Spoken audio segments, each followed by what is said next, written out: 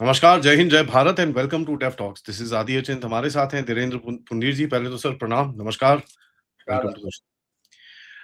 धीरेन्द्र जी से पिछले हफ्ते हमने बात करी थी और सर ने हमको बताया था कि जो बांग्लादेशी अ, टीएमसी ने पाल रखे हैं, और मैं बड़ा ध्यान से ये शब्द यूज़ कर रहा हूँ, क्योंकि ये मैं नहीं बोल रहा, ये बांग्लादेशी खुद ही बोल रहे हैं वहाँ पर, जो बॉर्डर्स पे इस समय पे बैठे हुए हैं। जो ये पाल रखे थे, ये अब भागना शुरू हो रहे हैं। तो ज़रा पहले इसके बारे में पता करते हैं और इसका पूरा जो इकोसिस्टम है, उसको समझने की कोशिश करते हैं। सर जी, ये इतने सारे लोग अभी हकीमपुर बॉर्डर, परगनाज़ में, नॉर्थ साउथ में, कूच बिहार की जगह पे, अब वहाँ पर असम से तो न्यूज़ आती नहीं है, बट इधर पे दिखना शुरू हो गया है। ये और इनके जो स्टेटमेंट्स आ रहे हैं, ये देख के आपको कुछ हैरानी हो रही है कि आपको ये लगा था कि ये अपने आप भागना शुरू होंगे सर?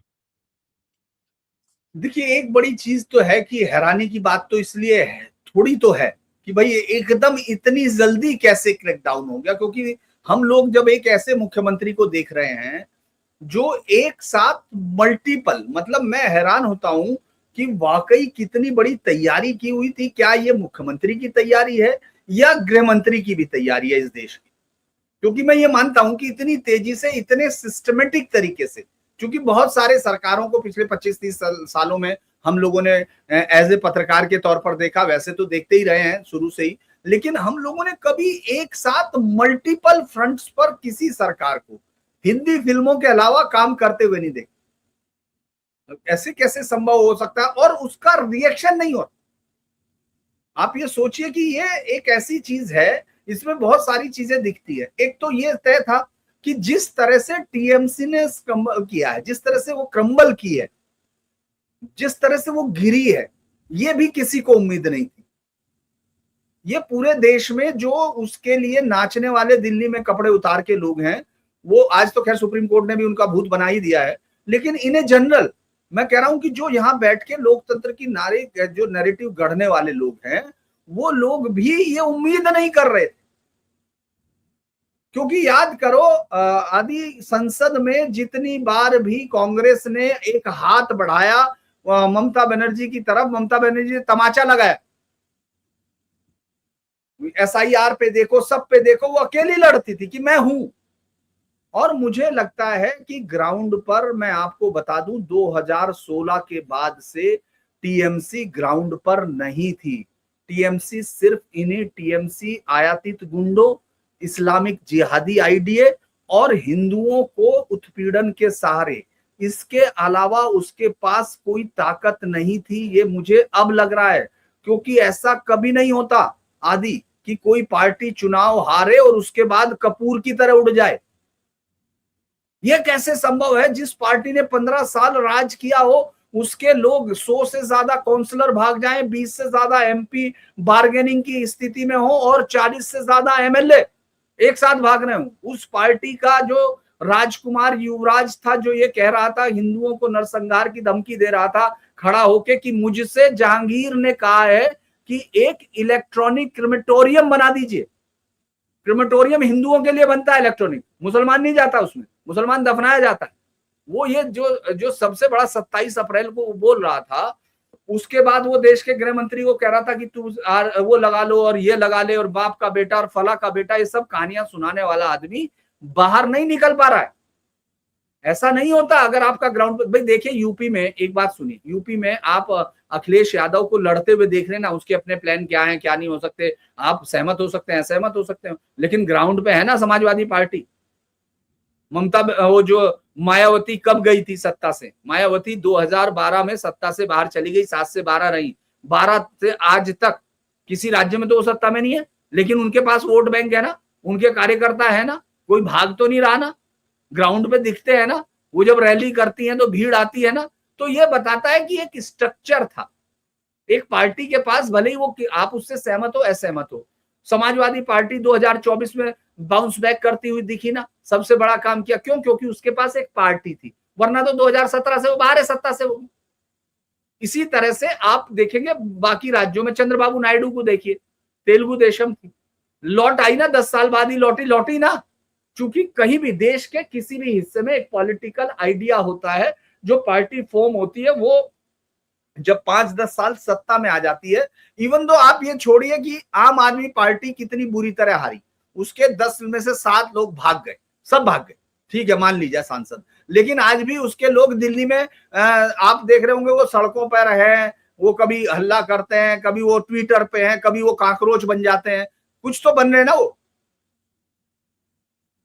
भाई, वो अलग है, काकरोच बन के लड़ रहे हैं, लेकिन ममता बनर्जी का एकदम गायब हो गया। इसका मतलब यह है कि ममता बनर्जी की कोई पार्टी का फाउंडेशन नहीं था फॉर्मली। आइडियोलॉजी तो वैसे भी बहुत सारी रीजनल पार्टियों की कुछ होती नहीं, वो सिर्फ ऐसे ही काम करती है, इमोशनल इश्यूज पर आती हैं, लेकिन उसके बाद वो पार्टियां बन जाती हैं और वो सत्ता में जाने के बाद धीरे धीरे गायब होती हैं। जैसे जेडीएस है, जेडीएस सेकुलर है, जेडीएस ही है, लंबे समय से चल रही है। सुब्रमण्यम स्वामी भी एक पार्टी को लिए घूमते रहते हैं, जनता पार्टी अपने आप ही है, लेकिन ममता बनर्जी की टीएमसी अब वो नहीं है। और ये सबसे बड़ा कारण है कि जब ये इस तरह से क्रम्बल हुई तो जो बांग्लादेशी इनके दम पर थे, क्योंकि देखो बांग्लादेशियों का आपने जो सवाल किया था पहले, याद है जब हम लोग बात कर रहे थे, बांग्लादेशियों की एक चेन बनी। क्योंकि अगर मैं उस मैप से आपको समझाता तो जैसे सतखीरा की तरफ से आने वाला है, जैसे इधर पेट्रोपोल की तरफ से आने वाला है, पूरे समय में एक बहुत बड़ा आर्थिक जो स्मगलिंग का सेंटर बना, जो ह्यूमन तस्करी से लेके ड्रग्स की तस्करी करता है, जो जानवरों की तस्करी करता है, जो सैंड माफिया है, जो तमाम चीजें जो भी बैंड है, जैसे ड्रग्स है उसको इंडिया के रास्ते ट्रांजिट रूट क्या बनाना है, इन सब में अभिषेक बनर्जी का एक बहुत जबरदस्त नेक्सस आपको आज नहीं तो कल खुलता हुआ दिखेगा। भाई देखिए पशु वाले में तो अणुवर्तो मंडल है, 5 करोड़ रुपए साल वो देता ही था हर महीने, उसका सब चीजें, ये सब चीजें धीरे धीरे खुल जाएंगी।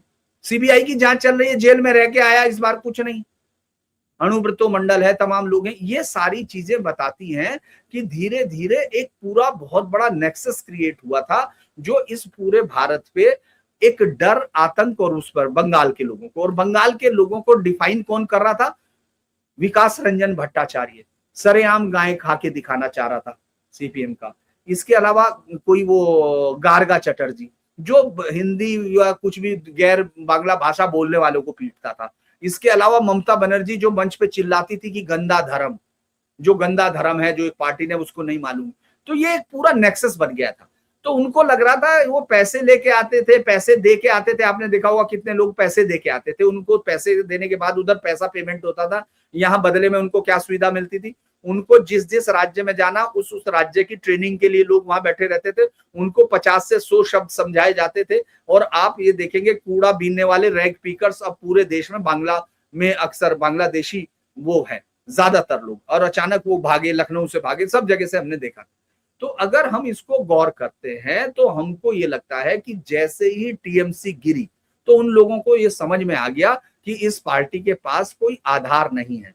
जब आधार नहीं है तो जो फर्जी आधार कार्ड बनाना, अभी आपने देखा होगा, सबने बताया, उसने कहा मैंने तो 2024 में भी वोट किया। एक अभी पकड़ा गया है, क्योंकि दो सेंटर खुल चुके हैं, 2 सेंटर होल्डिंग एरिया खुल चुका है। एक कुछ बिहार शायद आज शुरू हो जाएगा या कल से शुरू होने वाला होगा, और नादिया और उन सब दिन हटा में इन सब में शुरू होने वाला है।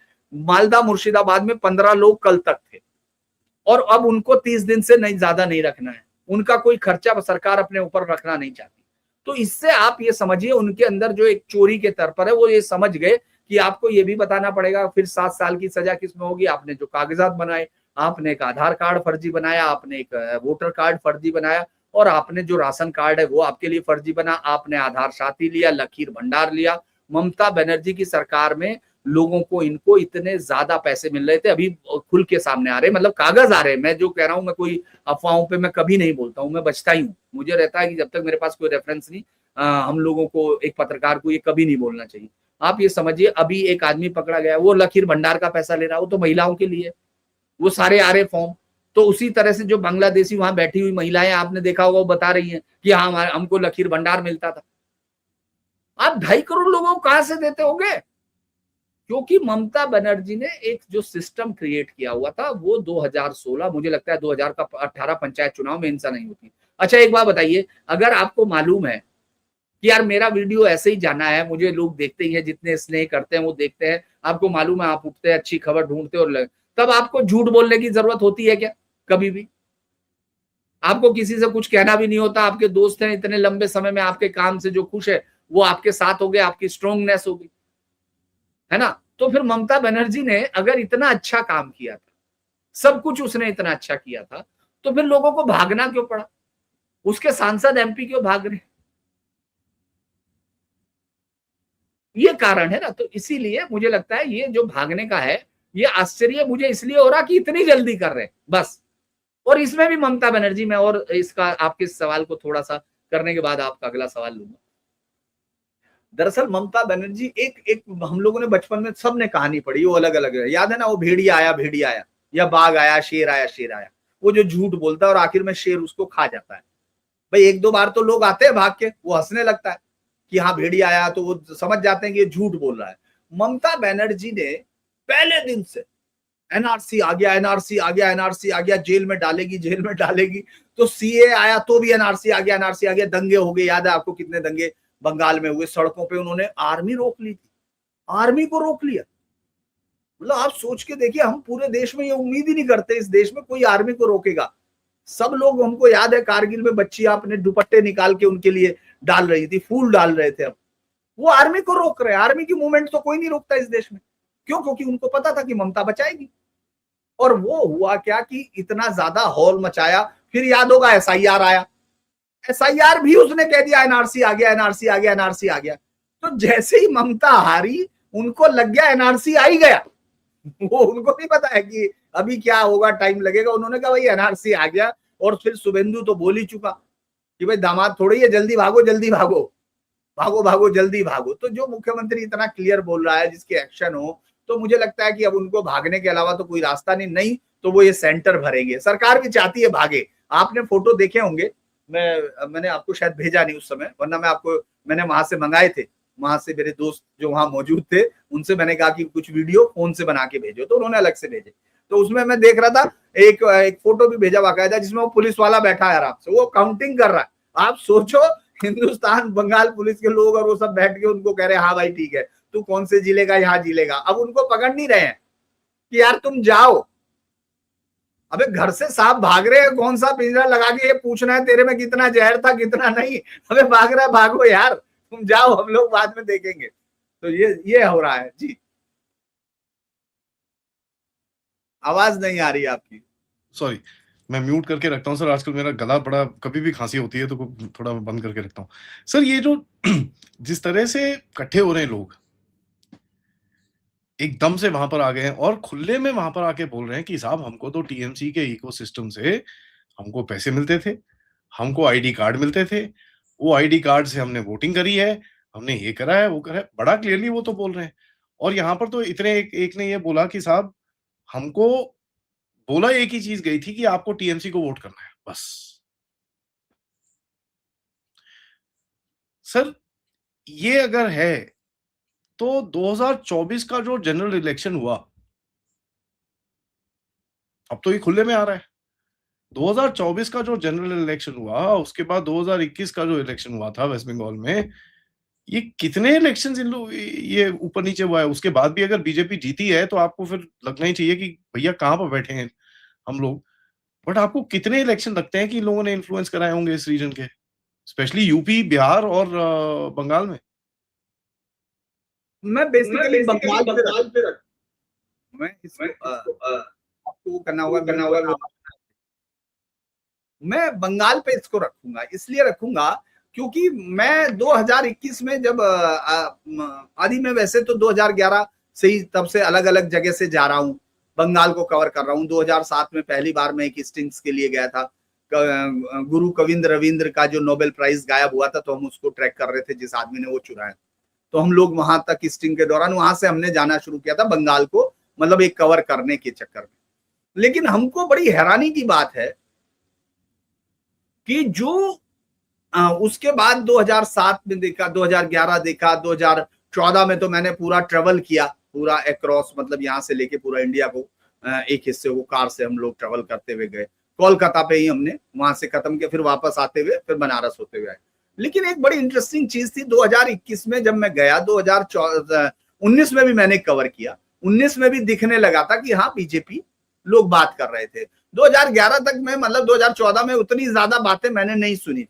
मतलब ठीक है, लोग बोल रहे थे कि हमको चेंज करना है, मोदी अच्छा है, मोदी अच्छा है। लेकिन 2014 में 19 में वो काफी वोकल थे। जनरली बंगाल में लोग बात नहीं करते थे माइक पे, और उसका कारण राजनीतिक हिंसा थी। 34 साल में उसने, जो आपका लेफ्ट है, उसने आदमियों को क्रश किया। जो बंगाली आपसे वॉशिंगटन में बारिश होती है या नहीं, हडसन मतलब कौन सी वो पोटमक है रिवर या हडसन पे न्यूयॉर्क में है, वो सब पे जो घंटों बोल सकता है आपके साथ कोई भी आदमी, वो आपसे बस पॉलिटिकल पे चुप हो जाता था। भाई इसको इतना कमजोर करने के लिए बहुत मेहनत लगी होगी, उस पर बहुत बहुत ज्यादा जुल्म ढाया गया होगा। जो बंगाली अपने इंटेलेक्ट के लिए फेमस है, जो भाषण देता है, जो लेक्चर, जिसकी भाषा बहुत ही खूबसूरत है, जिसका म्यूजिक बहुत अच्छा है, जो सब पे है ना, और जिसने अपनी ताकत दिखाई 1931 में राइटर बिल्डिंग के अंदर घुस के मार देते।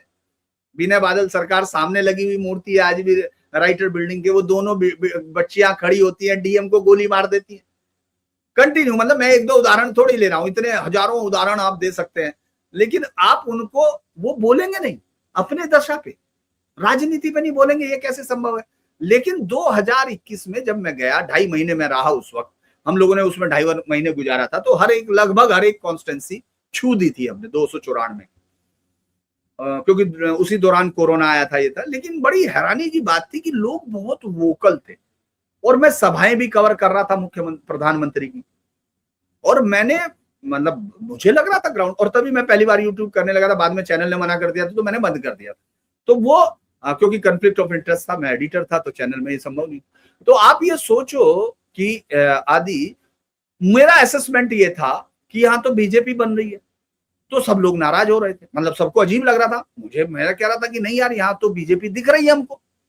तब अचानक मुझे एक आदमी मिला, मतलब कई जगह पे मिले, लेकिन एक आदमी जो मेन उसमें था, वो हम लोग मुर्शिदाबाद मालदा के किसी एक होटल में थे, तो जानते हैं उसने कहा कि अभी देखते रहना गुरु, आप जानते नहीं हो बूथ का मैनेजमेंट सबसे बड़ा क्या होता है। अच्छा, हम लोग ये समझते थे बम फेंकना है, ये फेंकना है, क्योंकि देखो दिल्ली का पत्रकार अपने आप को चाहे कितना भी समझे, ग्राउंड के पत्रकार का तो मुकाबला नहीं कर सकते यार। मैं नागालैंड में जाता हूं, मैंने नागालैंड में मोहन तक कवर किया हुआ, नागालैंड में कोहिमा सब जिलों में मैं गया हूं, लेकिन अगर मैं ये कहने लगूं कि मैं नागालैंड की वो जो जर्नलिस्ट है उनसे ज्यादा जानूंगा, तो मुझसे बड़ा बेवकूफ कोई नहीं हूं।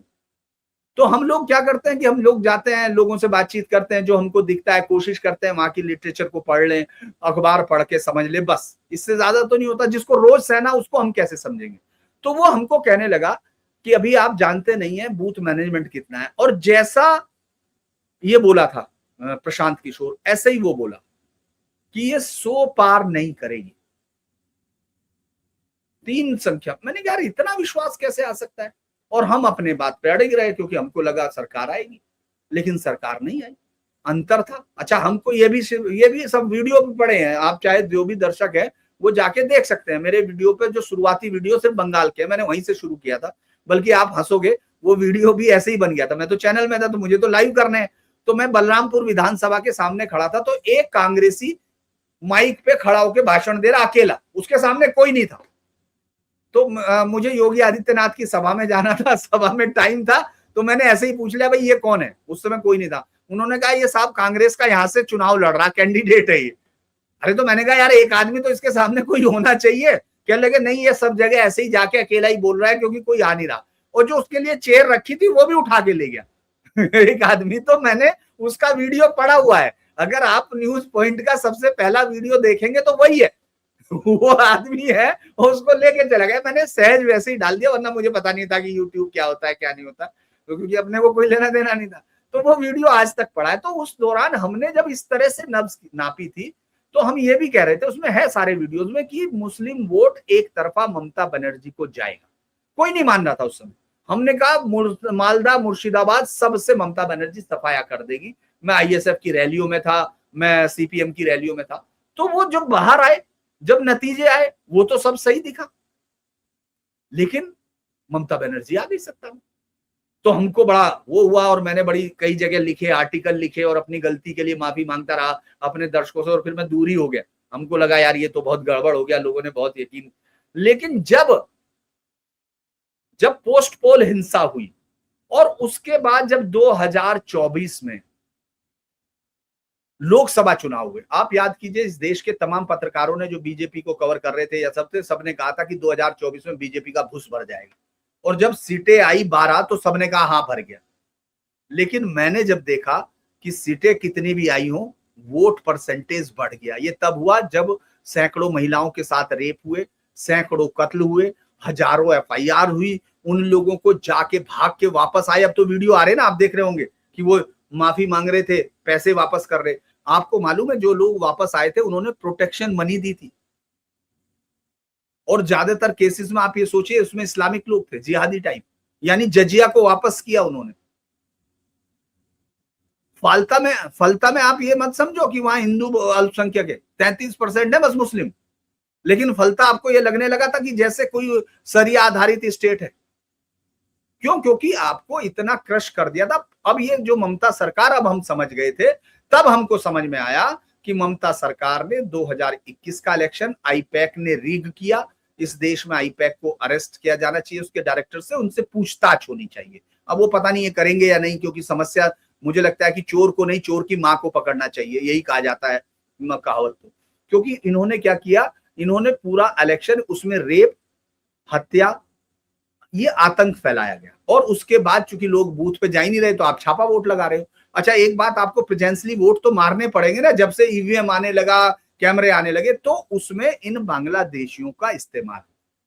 इसीलिए इन बांग्लादेशियों को जब अमित शाह ये कह रहे थे तो इसका इशारा हम लोग कम समझते हैं, क्योंकि देश के जो प्रधानमंत्री हो, गृह मंत्री हो, जब वो लोग बोलते हैं ना, उनके पास इतनी इंफॉर्मेशन होती है आदि, चाहे वो कोई भी हो, उसके पास इतनी इंफॉर्मेशन होती है जितनी हम पूरी जिंदगी में फाइलों को पढ़ के नहीं इकट्ठा कर पाएंगे, क्योंकि उनको रोज ब्रीफ किया जाता है। उन्होंने, याद कीजिए उन्होंने क्या कहा था, उन्होंने कहा था कि हमको 50 किलोमीटर का एरिया क्यों चाहिए बीएसएफ के कंट्रोल कमांड में।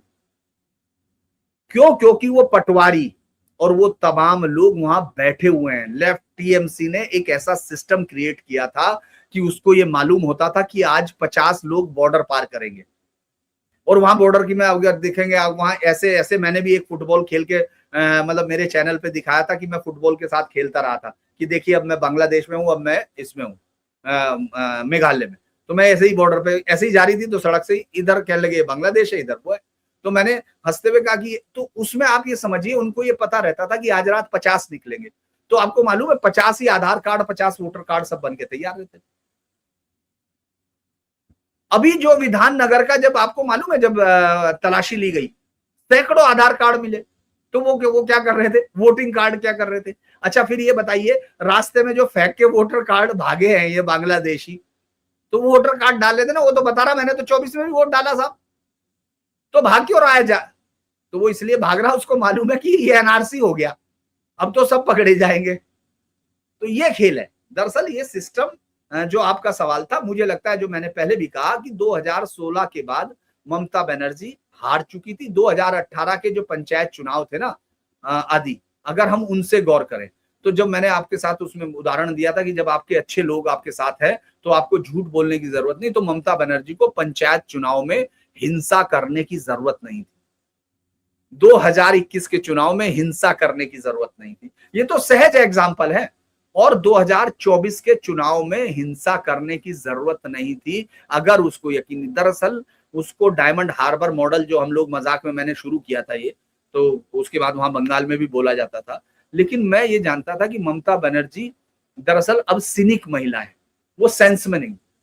और उसको ये यकीन दिला दिया गया कि तुम ही हो, जो कुछ हो तुम ही हो, और वो सारा कुछ अभिषेक बनर्जी चलाता है।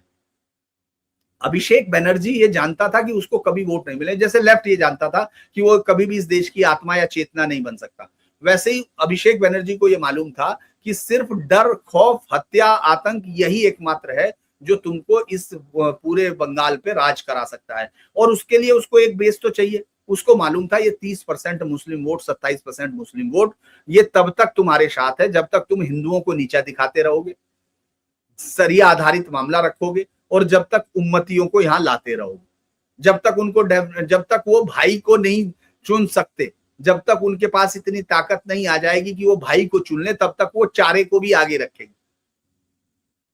तो उन्होंने रखा। अभी जो खबर आ रही है सर, 2000 के करीब में टीएमसी के पार्टी के बंदे ऊपर नीचे जितने भी मतलब मिनिस्टर से लेकर नीचे काउंसलर्स तक 2000 से ज्यादा बंदे अरेस्ट हो चुके हैं। 23 दिन हुए हैं सर सरकार को, मतलब 3 हफ्ते हुए हैं अभी इस टाइम पे। आज के दिन, हाँ, 4 मई से 27 मई है आज। तो अब आप देखिए इसके अंदर मेरे को जो दिखता है, ये तो मतलब पूरी तरह से इनका जो बोलते हैं ना स्ट्रक्चर तोड़ा जा रहा है।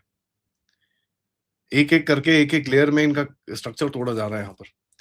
अब ये स्ट्रक्चर के अंदर क्या ये बांग्लादेशी चिपके हुए थे सर? क्योंकि मेरे को जो लगता है कि इनके हर लेवल के अंदर कुछ बांग्लादेशियों को एलोकेट किया हुआ था कि भई अच्छा आप एमएलए हो, तो आपके पास इतने बांग्लादेशी हैं।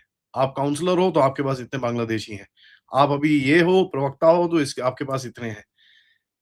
ये जब वो बंदे पकड़े जा रहे हैं, मेरे हिसाब से जो उनके चिपके हुए बंदे हैं ना, वो भाग रहे हैं यहाँ से। मेरे को वो दिखता है सर। आप क्या देखते हो?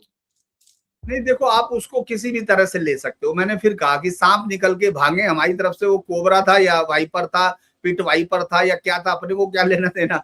हमको तो वो भागना चाहिए, पहली तो बात ये है। दूसरा कारण आप ये समझिए कि एलोकेशन के बिना तो आप नेटवर्क नहीं बना सकते ना। अगर आप इसको नेटवर्क कह रहे हो, अगर आप ये मान रहे हो मॉडल है, मॉडल के लिए जरूरी होता है कि मॉडल किसको कहा जाता है, साइंस में मॉडल उसको कहा जाता है जब आप कंटिन्यू एक एक्सपेरिमेंट करते रहते हो, जो एक सिस्टम बनाते हो और वो कंटिन्यू सफल होने लगता है, तो तब आप कहते हो कि हाँ कुछ दिन बाद की एक मॉडल है, इसको हमने इस तरह से प्रूव किया।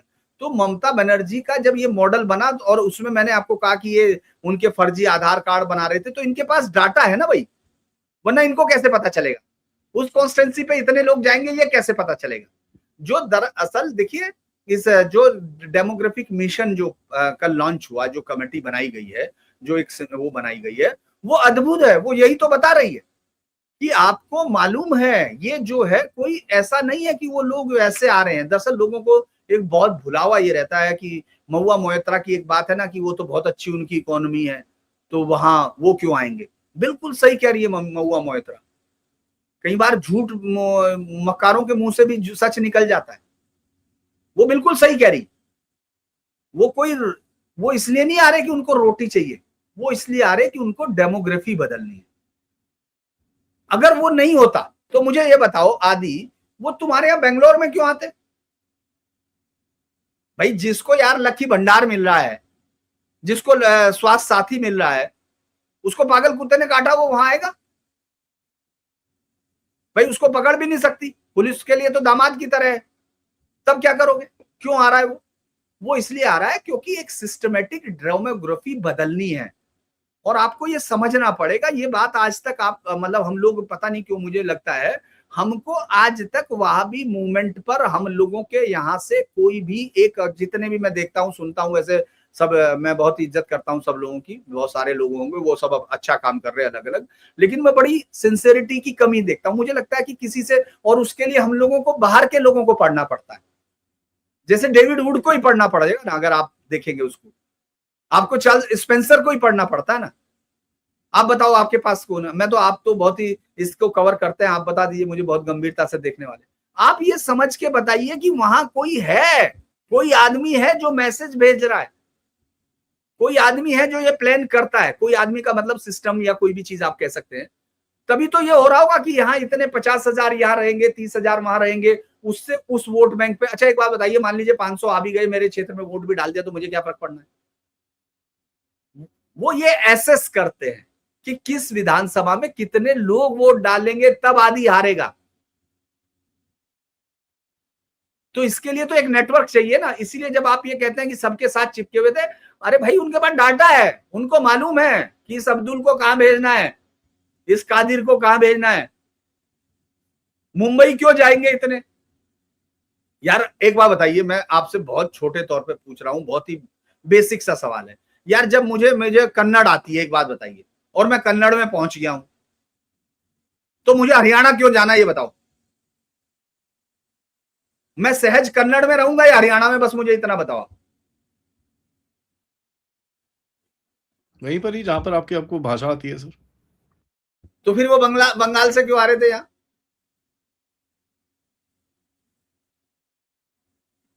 तो ये एक सिस्टम था। और ये पूरे देश को तबाह करने की एक बड़ी साजिश है, इसमें कोई शक नहीं है। बहुत सारे लोग हो सकता है कहेंगे धीरेन्द्र जी को भी साजिशें दिखने लगी, होगा यार, हम तो ऐसे ही दिखता है हमको। जी सर, जो जो होगा वो तो दिखेगा ना सर। अब आप बोल रहे हो मुझे कि भाई पूरे देश में इस तरह से एक नेटवर्क के तहत इन लोगों को स्प्लिट किया गया है कि भैया एक काम करो, ये 10,000 को यहाँ भेजो, ये 20,000 को वहां भेजो, ये 50,000 को यहाँ भेजो, तो इसका कोई ना कोई मास्टरमाइंड तो होगा। मतलब मेरा कहना है कोई सिस्टम तो काम कर रहा होगा ना। मैं सिर्फ ये कहना चाहता हूं, क्योंकि भाषा का आधार एक ऐसा है जहां हमको कई बार पीटते हैं ना यार, हम लोग वहां बेंगलुरु में पीटते हैं ना, वो ड्राइवर को मारने लगते हैं, वो टैक्सी ड्राइवर कहने लगता है, फला कहना लगता है, हम वहां मराठियों से पीटने लगते हैं कि भाई वो मराठी मानने लगते हैं। तो ऐसे में पीटने कौन जाएगा? जब मुझे बंगाल में सारी सुविधाएं मिल रही थी तो मैं बंगाल क्यों छोड़ूंगा, जहां मेरी भाषा भी है, मुझे अंतर भी नहीं, मैं वो लुंगी पहन रहा हूं, वो भी लुंगी पहन रहा है ना, और मैं भी माछ खा रहा हूं, वो भी माछ खा रहा है, सारी चीजें तो मेरी बराबर है। तब मुझे भाग के ऐसी जगह जाना जहां मैं, अगर मान लीजिए वेस्टर्न यूपी में आ जाते हैं या हरियाणा में चले जाते हैं, वहां वो नॉनवेज खाने में उनको दिक्कत हो जाती है, आपके सामने नहीं काट, और वहां तो आप मछली निकालो, खाओ, बनाओ, क्या है। तो मैं क्यों भागूंगा? इसीलिए भागूंगा, इसका मतलब है कि कोई प्लान होता है, कोई चीज है जो प्लान करती है। मुझे नहीं पता वो कौन कौन सा सिस्टम है, लेकिन मैं आपको एक बड़ा, जब मैंने शुरुआत में कवर करना शुरू किया था तो मैं एक मतलब इंटेलिजेंस के एक बहुत ही सीनियर आदमी थे, रिटायर्ड स्पेशल डायरेक्टर से रिटायर्ड, तो मैं उनके साथ बैठ के, मतलब जो 2-4 किताबें पढ़ती हैं तो हम चर्चा करने लगते हैं ना, तो वो हंसने लगे। उन्होंने कहा अच्छा एक बात बताओ, ये पैसा कहाँ से आता है, क्या रोक सकते हो तुम इसको? तो मैंने कहा कि नहीं सर, वो तो बड़ा मुश्किल होगा, ये वो, मतलब मैंने कहा नहीं, उन्होंने कहा कि तुम बताओ चैनलाइज, तो हम लोग चैनल को मैं समझने लगा। उन्होंने कहा कि अच्छा अब ये बताओ कितने लोग हज जाते हैं, एक जनरल बात कर रहा हूँ। तो मैंने कहा कि सब 70 लाख, अभी तो 70 लाख का कोटा है, तब 60 इतने का था। तो उन्होंने कहा इसमें से जो पैसा जाता है उसको, उसका सेग्रीगेशन करते हो? तो हमने कहा कि नहीं, हमको क्या पता। तो उन्होंने कहा इतना पैसा ऐसे जाता है, इतना पैसा, और इतना कुर्बानी के लिए देते हैं मालूम। जैसे अभी कुर्बानी यहाँ ये सड़कों पे करने की कोशिश करते हैं, वहां नहीं कर पाते ना भाई। आप हज पे जाते हो, वहां तो सबको काटना चाहिए वहीं अपने हाथ से, वहां तो पैसा ले लेते हैं, वो खुद से स्लॉटर हाउस में कट जाता है, इनको पता भी नहीं होता है ना। तो उसी तरह से उन्होंने कहा कि वो जो पैसा है वो जाता किंग के दर्जे, जो उसमें से 18 से 20,000 उस वक्त का इतना था, पता नहीं वो बढ़ता जाएगा, वो पैसे को खर्च किया जाता है पूरी दुनिया में, वहाबिज्म का जो आइडिया है उसको स्प्रेड किया जाता है। वो क्योंकि उसके उसमें लिखा हुआ है, उसमें लिखा हुआ है कि इस्लाम के प्रसार के लिए, तो लिखेगा नहीं कि आतंकी के प्रसार के लिए होगा। भाई आप ये सोच के देखो कि पिछले 40 सालों पहले, आज की बात नहीं है भाई, आज थोड़ी थे, प्रकाश सिंह ने आज थोड़ी रिपोर्ट दी, 90 के दशक में दी थी ना भाई। याद कीजिए आप, बहराइच से लेके नानपारा और सब जो पूरा का पूरा जो बॉर्डर है, इंडो नेपाल बॉर्डर, वो अचानक से आज से थोड़ी ही बन गया, वहां मस्जिदें दिखने लगी। वहां तो ये पूछा जा रहा था 5 घर है, मस्जिद कैसे बन गई 50 इतनी खूबसूरत। वो सारा पैसा उनको स्प्रेड करना है, तो जब तक आप उसको कट आउट नहीं कर सकते, आप नहीं रोक सकते। जैसे आपको आप में से, अच्छा मान लो मैं ही कह दूं कि चलो 2 हिंदू बनाने हैं, आप कैसे बनाओगे ये बताओ? कौन पैसा देगा आपको ये बताओ? अच्छा कितने दिन तक देगा? अरे आपके यूट्यूब को तो आपको कहना पड़ता भाई दोस्तों सहयोग करो। भाई जो हमारे मेंबर हैं, जितने लोग वीडियो देखते हैं उतने लोग मेंबर नहीं है ना। तो वो पैसा क्रिश्चियन मिशनरीज को भी उसी तरह आता है, क्योंकि एक सेंटर है। हो सकता है उसके ऑफशूट्स बहुत सारे हों, लेकिन एक सेंटर थॉट है कि हमको ये करना है। तो वो वही है जो बांग्लादेश को ऑपरेट, और बांग्लादेश, मैं बताता हूं, बांग्लादेश सबसे खतरनाक जगह है। बांग्लादेश पाकिस्तान से बहुत खतरनाक जगह। वो इसलिए नहीं कि वहां पाकिस्तान के पास परमाणु बम है, इसके पास नहीं है, तो क्यों नहीं, इसके पास ये जितने ये सारे बम है, इनको बेल्टें नहीं मिल रही है, ये बेल्ट दबा के उड़ जाएंगे। इनको डर है कि एक साथ अगर ऊपर पहुंच गए तो मुसीबत में ऊपर वाला आ जाएगा, क्योंकि एक साथ 72 कैसे बनाएगा सबकी, धड़ धड़ 72 देना होगा, हर एक को 72 है, वो कोई 71 लेने को तैयार नहीं है। मतलब वहां लड़ाई बन जाएगी कि मैं क्यों 71 लूं। तो ये समझने की जरूरत है। मतलब हमको ऐसा लगता है कि Bengal is the test case. आप ये समझिए, बंगाल इस देश के पॉलिटिकल एरेना पे नहीं, इस देश के भविष्य के एरेना पर फैसला दे रहा है। ये जब सुनते हैं ना सर, मैं मतलब ये सोच-सोच के हैरान हो रहा हूँ कि इतना ज़बरदस्त नेटवर्क है इस देश के अंदर। और देखिए कल रात को मैं आरएसएस की यू नो वीडियोज़ देख रहा था कि आरएसएस का क्या किस तरह से जन्म हुआ, किस तरह से वो फैले हुए हैं चारों तरफ। हमको तो पता भी नहीं चलता कैसे-कैसे वो लोगों से जाके मिलते हैं, क्या करते हैं, शाखाएँ होती हैं उनकी, ये वो सब कुछ होता है। उसी तरह से अब आरएसएस अच्छा काम करती है देश में, जिसका कुछ प्रॉब्लम होती है उनके साथ काम करती है, जब फ्लड्स आते हैं वहाँ जाती है, बहुत कुछ करती है। राष्ट्रवाद बढ़ाती है देश के अंदर, हिंदुत्व की बातें करती है, बढ़िया है। अब ऐसे ही मतलब पैरेलल एक ऑर्गनाइज़ेशन है इस देश के अंदर, जो अभी भी चल रही है, हल्की हुई है, टूटी है, लेकिन अभी भी चल रही है, जिसने इन लोगों को पूरा फैलाया है इधर पे। और लोकल पॉलिटिशियन से और लोकल जो वहाँ पर इंटरेस्ट ग्रुप्स हैं, उनके साथ कनेक्शन करवाया, इनके आधार, पैन कार्ड बनवाए, उसके बाद वोटर कार्ड बनवाया, इनकी वोट बैंक की प्लानिंग हुई, वो प्लानिंग फिर लोकल एरिया, भई इस ज़िले का ये है, इस जगह पे इतने वोट हमको जीतने के लिए चाहिए, इतने ये चाहिए, यहाँ पर कोई फ़ायदा नहीं है, यहाँ जीत नहीं सकते, इधर पे डालो मत, इधर पे डालो, ये सब कराया गया। तो ये जो एक आप देखते हैं, ये तो मतलब वो भेड़-चाल की तरह रहते हैं यहाँ पर, ये जिस तरह से रहते हैं बांग्लादेशी आके। बट जो इनके ऊपर वाले जो मालिक मकान जिनको मैं बोलूँ, आप सोचिए कितना इनका ज़बरदस्त नेटवर्क होगा इस देश के अंदर से। भाई आप जो है एक बात मुझे बताओ, जब बहुत सारे जानवर पैदा होते हैं, चाहे भेड़े हों या जिनको काटना है, जिनको उनका इस्तेमाल करना है, भाई फार्म हाउस वाला है, तो हम तो देखते हैं भेड़े ऐसे ही घूमती हैं, लेकिन भाई भेड़ को थोड़ी मालूम है उस बाड़े में वो कितनी है, या दूसरी भेड़ों का कौन सा बाड़ा बनाया गया, ये भेड़ों को मालूम नहीं। लेकिन भेड़ों का मालिक तो अगर 50,000 भेड़ भी है तो उसको मालूम है ना कि आज रात कितनी वापस नहीं लौटी है भेड़ों में, हुँ। भाई उसको तो मालूम होता है ना। तो ये सब है। इसीलिए देखिए मैं ये मानता हूं, बांग्लादेश को मैं इसलिए कह रहा हूं कि बांग्लादेश इस देश के लिए चूंकि हम लोग मैं आपकी इस बातचीत को बांग्लादेश के इर्द गिर्द ही रखना चाहता हूं। आप ये समझ के देखो 1971 के वार के वक्त रिचर्ड स्टेटमेंट, उसको ब्लड टेलीग्राम कहा जाता है, हाँ। ब्रास की किताब है, आपके पास भी होगी, आपने पढ़ी होगी, 2014 का पब्लिकेशन है, ठीक है ना। तो वो बार बार पूछ रहा है अपने सरकार से, कह रहा है 21 लोगों में से 22 में से 21 लोगों ने वो टेलीग्राम भेजा था वापस अपनी सरकार के खिलाफ। अमेरिकन, ऐसा अमेरिकन हिस्ट्री में नहीं हुआ।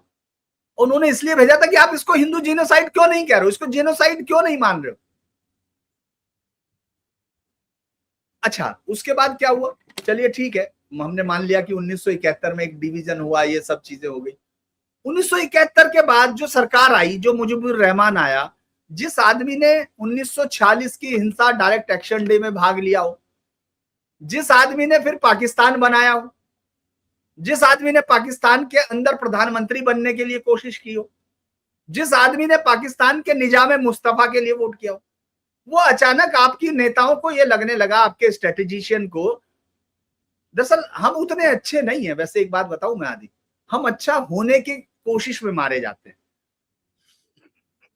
हम अच्छा दिखने की कोशिश में मारे जाते हैं। हम अच्छे हैं नहीं, अच्छे होते तो फिर ये होती नहीं ना बात। अच्छे होते तो हम हमारे लोगों के लिए भी अच्छे होते। जिन सैनिकों ने वहां जाके मारा होगा, जिन्होंने अपनी जान गंवाई होगी, उनको तो ये लग रहा होगा ना कि हम अपने देश के लिए बहुत अच्छा कर रहे। लेकिन जो लोग भेज रहे थे उनको ये सपने में भी उम्मीद थी क्या? नहीं। क्यों? क्योंकि उन्होंने सोचा ही नहीं, उनको मालूम ही नहीं है। मैं कई बार ये सोचता हूँ, बड़ी हैरानी की बात आपको लगेगी। देखिए ग्राउंड का जर्नलिस्ट तो भाई मैं तो ऐसा ही हूँ, आपके दर्शक चाहे जैसे सोचे, आपको जैसा लगे, मैं तो ये मानता हूँ सत्य कड़वा हो, जो मैंने देखा वही मैं, मेरी आप बीती बताऊंगा, मुझे जग बीती क्या मतलब है, जो मैंने बीता वही देखा। दरअसल में जब इन नॉर्थ ईस्ट राज्यों को कवर करना शुरू किया, भारत के नॉर्थ ईस्ट के राज्यों में, तो मैं देखता था बच्चे जो है वो सीधे तौर पर बोलते थे इंडिया से आए हैं, ये आए हैं, तो अभी भी बोलते होंगे, लेकिन अब और उसमें अंतर है।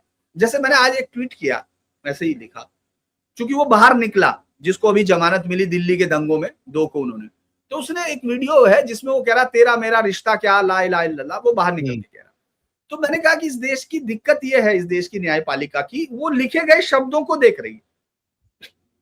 भाई लिखे गए शब्द तो उतने ही है ना यार। अब ये बात तेरा मेरा रिश्ता क्या, ला इलाहा इल्लल्लाह, एक बहुत जो नॉर्मल मुस्लिम है वो बोलेगा तो इसको एक नॉर्मल धारा भी है, लेकिन एक आतंकी बोलेगा, एक वो आदमी बोलेगा जिसने वो किया हुआ, और वो कहां बोल रहा है, ये सब चीजें तो अलग होंगी ना।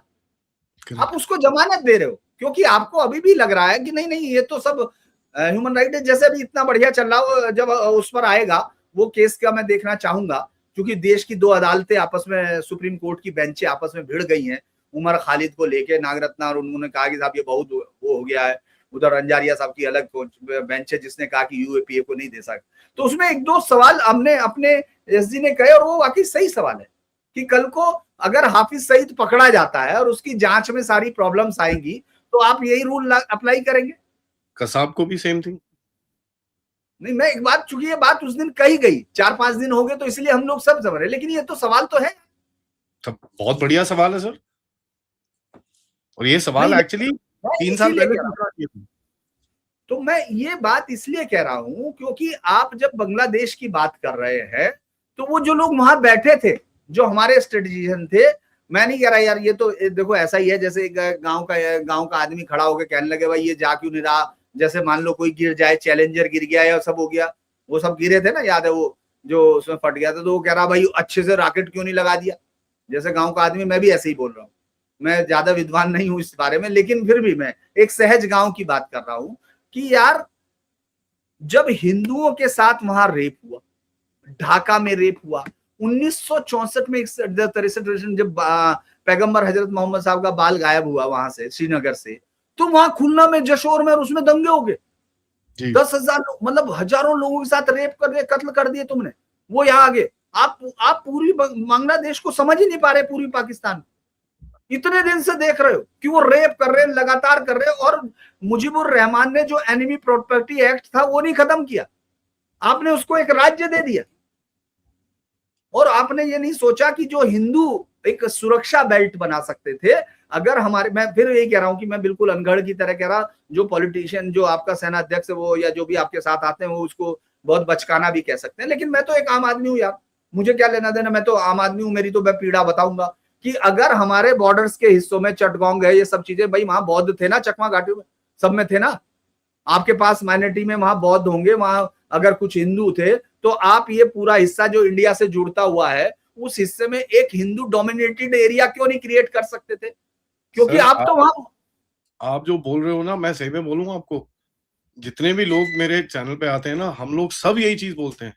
नहीं ये तो मैं तो बहुत पहले से लिखता हूं, 2011-12 से मैं इस पर लिखता हूं, क्योंकि जैसे ही मुझे दिखने लगा कि ये कैसे हो रहा है यार। किस बात की आयरन लेडी की बात करते हैं लोग? भाई आपने तो बैंड बजा दी पूरे दुनिया देश की, आपने ये सब उल्टे सीधे काम करके। नहीं ये आते ही ना, अच्छा आप ये सोचो, एक तो वो आने के बाद ये आ नहीं सकते थे क्योंकि जैसे ही पार करते तो वो लोग नहीं जाने देते। आप डेमोग्राफी, कल जो अमित शाह बोले हैं उसका एक एक शब्द इंपॉर्टेंट है, जो बीएसएफ वाले जी, जो बीएसएफ में उन्होंने बोला कि हम क्यों चाह रहे हैं, क्योंकि आपकी आंखों के सामने देश बदल रहा, जानते हो।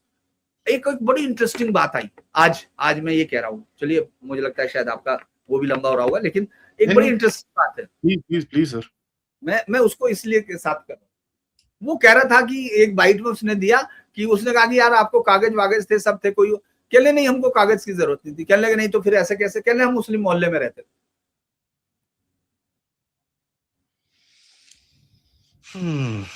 और आप हमसे कह रहे हो कि यार, अभी मैं किसी ने सुबह मेरे से एक उलझ गया, कोई आईएएस है रिटायर्ड, वो जोशी वोशी है, ट्विटर पे मैंने लिखा भाई ये जो है उसके घर वाले, वो पूछ रहा था कि कितने हिंदू मतलब इस्लामोफोबिक हो गए क्योंकि यहाँ एक वो ले आए, याद होगा वो कल एक सुअर लेके चले गए, वो सब हो गए, उसमें तो वहां भाग गया। तो उसने लिखा आपके वारिस पठान ने, जिसका एक नेता ये कहता हो कि 15 मिनट पुलिस हटा लो, वो आदमी भी समानता की बात करता, वो कहता दिल फट गए साहब। अरे यार तू जो है किसको बेवकूफ बना रहे हो? गाय को राष्ट्रीय पशु घोषित करो, सब निकल निकल के नाचने लगे, सबसे ज्यादा तो आशुतोष वाटुतोष नाचने लगता है ना सड़क पे आके, ये सब करो। अरे भाई किसको बेवकूफ बना रहे हो? सुअर के राष्ट्रीय पशु है, उसको काटते हो क्या? मतलब मैं पूछ रहा हूं आपको, आपके यहाँ काटा क्या? चोरी हुई क्या आपके यहाँ से कभी? कोई पकड़ा गया उसमें चोरी में? गाय में क्यों पकड़े जाते हो भाई? यार पूरी दुनिया में अमेरिका सब जगह पोर्क सबसे ज्यादा इस्तेमाल होता है कि नहीं होता? करेक्ट। नॉर्थ ईस्ट में सबसे ज्यादा इस्तेमाल होता है कि नहीं होता? तो फिर क्यों नहीं करते भाई? उनको अपने मोहल्ले में रखने दो, वो रख सकते हैं।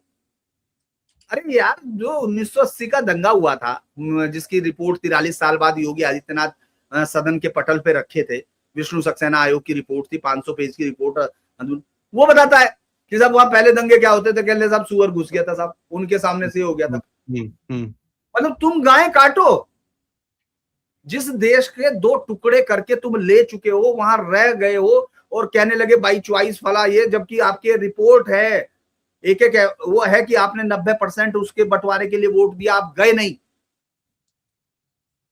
तो भी आप कह रहे हो तो कि गाय काटेंगे साहब ये कुर्बानी है, लेकिन वो ले आए जानवर तो कहने लगे साहब ये तो दिल फट गए आज हिंदुस्तान के। अच्छा, तो ये सब समझने की जरूरत है। मुझे लगता है ये सब धीरे धीरे और रिएक्शन है, इसमें सरकार का रोल बहुत ज्यादा नहीं मानता, मैं प्रेशर मानता हूं जनता का। जनता प्रेशर, ये जनता का गेम है सर, क्योंकि इसके अंदर सरकार नहीं आ सकती। ऐसा नहीं है, क्योंकि नहीं होता तो उनको सीधा कहना आता, जनता अब सीधा बोलती है।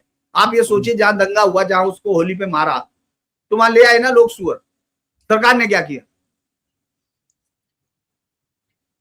अभी आपने 2-4 पकड़ लिया, अरे उन लोगों को ढूंढो जो 5 बार गाली दे रहा है, उस मदरसे को बंद करो जिसमें लिखा जाता है कि गैर मुस्लिम औरतों के साथ जिना करना सही है, जिनमें ये लिखा जाता है कि वो सेक्स स्लेव होंगी, उनको बंद करो। अच्छा एक बात बताओ, वेस्ट के किस कंट्री में 4 शादी हो सकती है, ये बताइए। चलो, यूके में बस, बाकी कहीं नहीं। यूके में भी 4 शादी नहीं है, अलाउ नहीं है। अलाउ नहीं है, बट हो जाती है वहां पर। नहीं, ऐसे तो कहीं भी कर सकते हो, ऐसे तो दुनिया के किसी देश में कर सकते हो, मैं ये नहीं कह रहा, लेकिन नहीं है ना। अच्छा एक बात बताओ, वहां कौन से में जो शरीयत का जो इनहेरिटेंस लॉ लगता है, किस में लगता है बताइए? अच्छा चलिए कुर्बानी बताइए, अमेरिका में आप कुर्बानी दे सकते हो कि सड़क पे मैं ले आया सोसाइटी में? तो जब वहां ये माना जा सकता है तो यहाँ कौन सी है? क्यों? क्योंकि यहाँ आपको मालूम है कुछ टुकड़ों पे बिके हुए हत्यारे राजनेताओं में तब्दील, भूखे और नंगे और जातियों पे आधारित सिस्टम ने आपको मौका दिया हुआ है। आपको वहां तो हलाला नहीं होता अमेरिका में, लेकिन यहाँ राइट है साहब हमारा, इसमें हस्तक्षेप मत करो साहब। सही बात है सर। मैं एक छोटा सा और सवाल पूछूंगा आपको, अभी आगे भागते हुए कैसे क्या दिखता है ये जो भागना वाला सीन जो चल रहा है, बाकी स्टेट्स में से कैसा दिखेगा? महाराष्ट्र से तो काफी सारे भगाए, मैंने सुना है कि उनको लेके गए हैं बंगाल की तरफ ही, वहीं से वापस करने के लिए, बट आपको बाकी स्टेट्स में कैसे दिखता है होता हुआ सर? देखिए ये सिर्फ उफान है, जैसे चाय के ऊपर आता है ना झाग आता है ना, तो आप चाय के झाग थोड़ी पीते हो, आपको चाय पीना पड़ता है ना। दूध में भी हम लोग जब दूध निकालते हैं, चूंकि हम लोग तो किसान हैं, तो दूध निकालते हैं तो झाग बन जाता है, वो झाग दूध नहीं है, ये कुछ ही चीजें हैं, आपको निकालना पड़ेगा, उन राज्य सरकारों को सामने आना पड़ेगा, थ्रोन बैक, उनको वापस फेंकना पड़ेगा। अभी आप देख रहे हैं कि वो क्यों लड़ रहे हैं, वो तार खींच रहा हूं मैं, मेरे घर में खींच रहा हूं यार, वहां तो पहले से बने हुए, क्यों लड़ रहा है? उसको मालूम है कि अगर 1 करोड़ आबादी तो छोड़ दीजिए, मैं इस बात की गारंटी ले रहा हूं कि आप 40 लाख भेज दीजिए, पूरा बांग्लादेश एक दूसरे को खत्म कर देगा। कभी आपने सोचा बंगाल में कभी गायें थोड़ी कटती थी, कैसे कटेगी? जो लैंड उसकी थी, मतलब जो लैंड चैतन्य महाप्रभु की लैंड है, स्वामी विवेकानंद की जमीन है, रामकृष्ण परमहंस की जमीन है, उन सब पे आप कह रहे हो कि वहां वो कर देंगे? कैसे हो सकता था? क्यों किया गया? क्यों काट रहे? आपको मालूम है सबसे ज्यादा गाय कटती है बांग्लादेश में जी। तो क्यों? क्योंकि वो नीचा दिखाना चाहता है बराबर, आप समझिए उसको। आप वहां एक बार हम लोग बीएसएफ की तरफ से जा रहे थे, मतलब उसकी तरफ से होम मिनिस्ट्री की, फिर बाद में वहां से वापस आगे कुछ शायद हमला हो गया था उस वक्त, मैं वहां तक गया था बॉर्डर्स तक, लेकिन कुछ फिर अटैक हुआ, इंडिया में कोई अटैक हुआ तो सब लोग वापस लौट आए थे, कोई टेररिस्ट अटैक हुआ था तो हम सब नहीं कैंसिल की, मतलब सरकार की तरफ से भी, लेकिन वहां गायें दिख रही थी जाते। पहले पता आपको क्या, वो लकड़ी के याद है वो सिस्टम बने हुए थे, ऐसे करके पूरी की पूरी गायें इधर से इधर ले जा रहे, पूरी की पूरी बॉर्डर के ऊपर से ऐसे उठा के, वो जो जुगाड़ बनाया हुआ था अद्भुत था। मैं 2006 साल, हाँ क्रेन टाइप होती थी, हाँ है ना, याद है ना, वो लकड़ी की बना दी थी, क्योंकि वो लोहे का तो बांग्लादेश में बनाएंगे तो वो तो बिक जाएंगे साले। दूसरा एक बड़ा इंटरेस्टिंग था, मैं आपको बताता हूँ, जिस दिन बटला हाउस एनकाउंटर में एक अटैक हुआ तो मैं एक अधिकारी के साथ बात कर रहा था, और पता क्या बात कर रहे थे, वो बांग्लादेश बॉर्डर पर तैनात था। उसने कहा कि हम उसने कहा कि किस तरह से मतलब सरकारी अधिकारियों, मतलब इंडियन गवर्नमेंट पे कह रहा हूँ, इसलिए ये सब जो कहते हैं ना बीएसएफ पे भी बड़ा, उनको भी अब रखना पड़ेगा। तो अमित शाह को ये भी देखना पड़ेगा कि साहब ये लोग चोर नहीं आ जाए। जानते हो, मैं 3 लाख रुपए में एक डील कर रहा था कि मैं बांग्लादेश में जाऊंगा और वो मुझे मतलब मैं आराम से इलीगल तरीके से जाऊंगा, कैसे पार होता है बॉर्डर, कैसे आता है, वो सारा ट्रैक करते। तो मैं उस अधिकारी के साथ बैठ के प्लान बना रहा था, वहां बैठा हुआ दिल्ली में, कॉफी पी रहे थे हम लोग सीसीडी में, मुझे याद है बैठा था मैं कनॉट प्लेस में। अगर आप जो जनपथ है उसके कॉर्नर पर पहले सीसीडी हुआ करता था, पहले गैलॉर्ड था, गैलॉर्ड के पीछे वो पिंड बलूची हो गया, तो चीजें बदलती रहती है, तो वहां कोने पड़ता है। तो मैं अचानक मेरे फोन पे फोन आया और कहा कि एनकाउंटर शुरू हो गया बटला हाउस।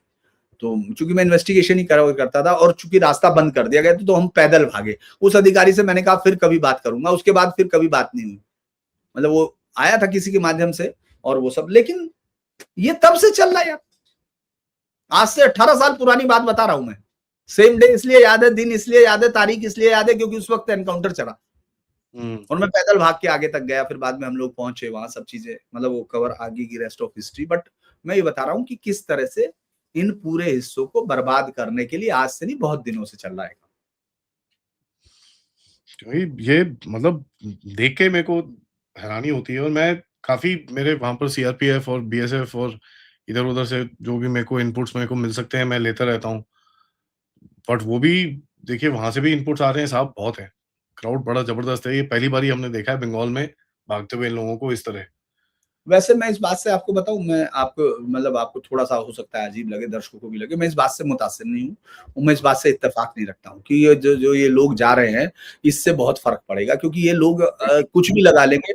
1 लाख की संख्या अगर ऑफिशियली मैं आपको बता रहा हूँ, अभी भी वहां 700 से 800 लोग से जाने नहीं गए होंगे। हम लोग दरअसल क्या है ना कि इस देश को दिक्कत ये है, जब खुश होने लगता है तो खुशी के दिखने लगते हैं और जब रोने लगता है तो रोने के वीडियो दिखने लगते हैं। अभी वो इज्तिमा में जा रहे हैं, इज्तिमा के भी वीडियो चल रहे हैं कि साहब वो इज्तिमा में जा रहे हैं कि साहब ये लग गए। अब नीचे लिखे जा रहे हैं जय बजरंग बली देश की। अरे वो यार इज्तिमा में है, पुराना वीडियो भाई। हाँ, इस वो तरह एक से तो वो तो बहुत पागल लोग, बहुत लोग उसको मैं इसीलिए बारूद कह रहा वगैरह कि लोगों को, दरअसल आप ये सोच के देखो 3-4 करोड़ लोग हैं और आपको वहां 800 लोग दिख रहे हैं। अभी तो वो लोग 300-400 थे कल तक, फिर वो 1000 में आ गए होंगे, 1-1.5 हजार। चूंकि अभी मैंने वेरीफाई नहीं किया, चूंकि शाम के लिए मैं बात करूंगा अपने दोस्तों से कि कितने वहां पहुंच गए हैं, तो ज्यादा 2000 हो जाएंगे, 3000 हो जाएंगे। और कौन से बॉर्डर से निकल के रात में गुजर रहे होंगे यार। 30 मतलब 5-6 लाख का मतलब समझते हो कि कैसे बहुत जाएगा, कैसे पुश करोगे, फिर बहुत कैसे बहुत करोगे। बहुत सर। अरे कोई समय, कोई यार साइंस तो होगी कि इतने मिनट में इतने पार कर रहे होंगे। ऐसे ही हम लोग देखते थे, बॉर्डर तो ऐसे ही काउंट होते थे। लेकिन हाँ, खुश हम हो सकते हैं भाई। मुझे सिर्फ एक बात की खुशी है कि शुरू है। रियली वो हाँ ये महसूस कर रहे हैं कि यहाँ मौसम बदल गया है। चाचा अब ये जान, चाचा जान या अब्दुल जान का नहीं है। यहाँ ममता जो रेड रोड पे नमाज पढ़ते हुए ये कहती थी कि गंदा धर्म है, अब ये गंदा धर्म नहीं रहा। बंगाल ये कह रहा है कि ये हमारा धर्म है और वो ये कह रहा है कि तुम बंगाली बोलते हो, इसका मतलब तुम मेरी गर्दन पे छुरा नहीं चला सकते। नहीं, मेरे को तो एक ही चीज की खुशी है सर, ये शुरू हुआ है। क्योंकि बस क्या होता है ना, ये एक पॉजिटिव बात है। हाँ, ये जब शुरू होता है ना सर, उसके बाद वो एक बारी शुरू हो जाता है, शुरू करना बड़ा मुश्किल होता है। बस तो एक बारी हाँ, शुरू हो गया तो आपको लगता है हाँ यार अब ठीक है, ये चलने शुरू हो जाएंगे, अब वो चलता रहेगा, चलता रहेगा, इसका चलता रहेगा, नहीं, चलता इसका रहेगा। एक फायदा, इसका सबसे बड़ा फायदा ये होगा आदि कि ये जितने निकलेंगे वो तो निकलेंगे, लेकिन नए आने बंद हो जाएंगे। सबसे बड़ी हाँ, दिक्कत ये जब वहां जाके बताएंगे ना। देखो अभी क्या है कि पानी का जो एक सोर्स होता है, कभी भी आपने देखा होगा कोई पाइप टूट जाता है तो पानी अगर कमरे में फैल रहा होता है, आपने अपने घर में देखा होगा, तो आप सबसे पहले पानी नहीं निकालते बाहर, आप क्या करते हो, पहले सोर्स लाइट बंद या कर, नल का जो भी है बंद करो। पहले वही बंद करोगे ना। तो ये सबसे बड़ी खुशी की बात है मेरे लिए कि ये सोर्स बंद हो रहा। अब हम अपना पानी निकाल निकाल के फेंकेंगे। हाँ, बहुत वो सही बात है। लेकिन सर ये नेटवर्क का आज बात करके बड़ा अच्छा लगा, बट थोड़ा डरावना भी है। अ, और इसके बारे में आई होप अभी जिस तरह से काम हो रहा है उसके अंदर कुछ ना कुछ और भी हो जिससे ये वो नेटवर्क अच्छा टूटे। वो अच्छा कर रहे हैं। मैं आपको बता दूं, चूंकि मैंने इतने सालों तक, मैं आपको कह रहा हूं, होम मिनिस्ट्री कवर किया है, मुझे इतने साल हो गए हैं और अब मैं बता भी रहा था कि हम 2 दोस्त इससे पहले आपसे बात करने से पहले हम पुरानी दुनिया में डूबे हुए थे। लेकिन मैं एक बात बता दूँ आपको कि मैंने इतने सारे गृह मंत्री कवर किए हैं।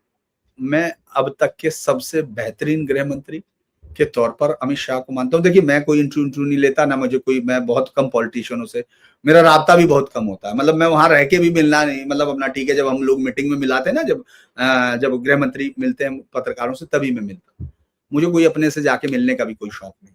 लेकिन हम लोग कवर तो करते रहे ना, हम लोग खबरें तो निकालते हैं ना। सबसे बेहतर अभी तक के, मतलब अब तक के बेहतर मुख्यमंत्रियों में से, वो गृह मंत्रियों में से एक है जो अगले 10-20 साल की फाउंडेशन के बारे में बात कर रहा है।